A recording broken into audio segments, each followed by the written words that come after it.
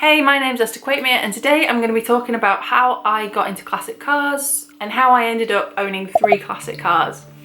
If you're new here, I'm an engineer by day. I tinker with my classic cars at night times, and on some weekends I'm a racing driver or help out a racing team. This channel is all about the entertaining journeys that I go along to try and keep my classic cars on the road. So grab your cuppa, we're in for a bit of a story time.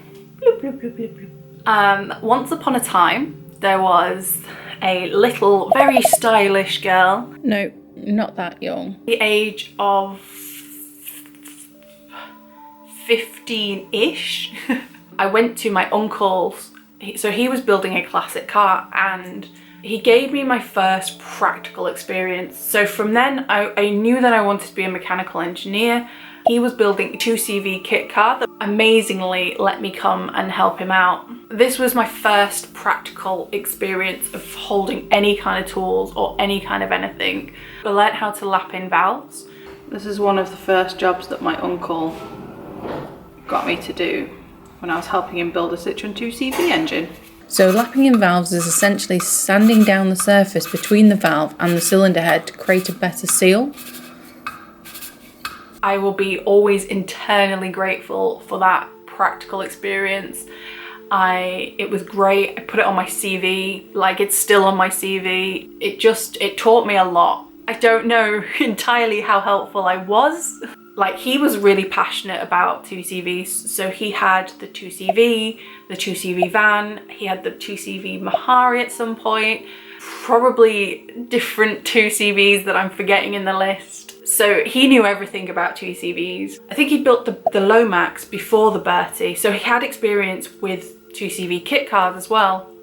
He was 2CV mad, basically. They're an amazing car for your first car because they are so easy to work on, which is why when I was involved in the 2CV races, they could change the engines in 7 minutes because they are so amazing and simple to work on. And race engines are even simpler than daytime engines? That's not right. Road engines. So getting back on the track. So yes, he gave me my first experience of classic cars.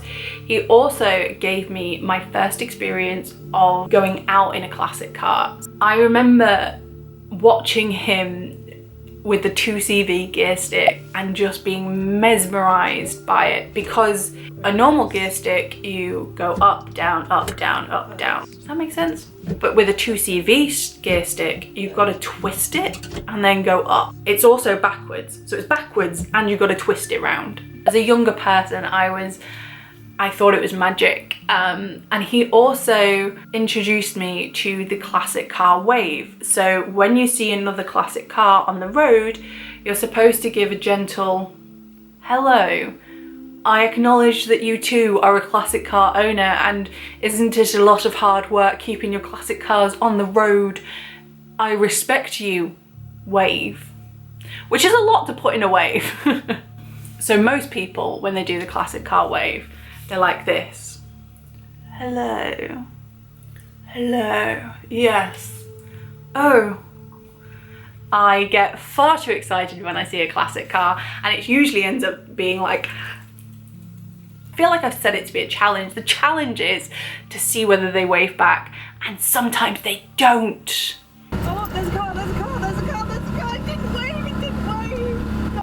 They don't wave back. Yay, they wave back. So yeah, that's a classic car wave, sidetrack. Where was I? So that was my sort of first experience with classic cars. After I'd finished my GCSEs, my uncle also gave me a toolbox, which I've always kept in one room of my house or flat or wherever I'm living. No home is complete without a proper toolbox. You know what? Keep this. You earned it. Thanks, Ron. Fast forward to university, I got my first car. I was hoping for it to be a classic car, but I got persuaded that I should have a reliable car, so I bought a Fiat Punto, Kiki, and she has done me well. Not the topic of this talk. The topic of this talk is classic cars. So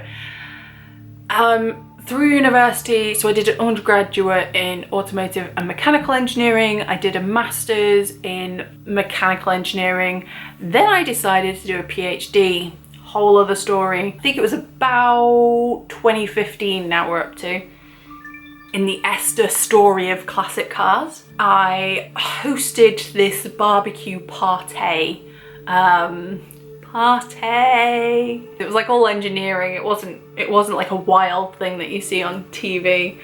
So I organised this. I invited one of my friend's friends because I felt sorry for him because he didn't have many friends, and then I got talking to him and I was saying about how I just missed having a classic car to work on, and how like I wasn't getting my hands dirty. He mentioned that he just bought a classic 924 with his friend so that they could race it, and I was like, okay, I don't know anything about racing, but like, classic car.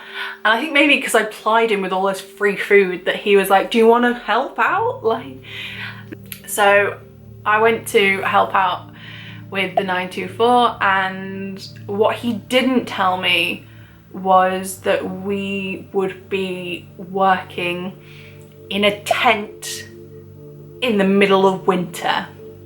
I got a little bit precious and demanded a heater in that tent. We did that over the winter, and then I went to see him race it at Snetterton, and he won all 3 races there.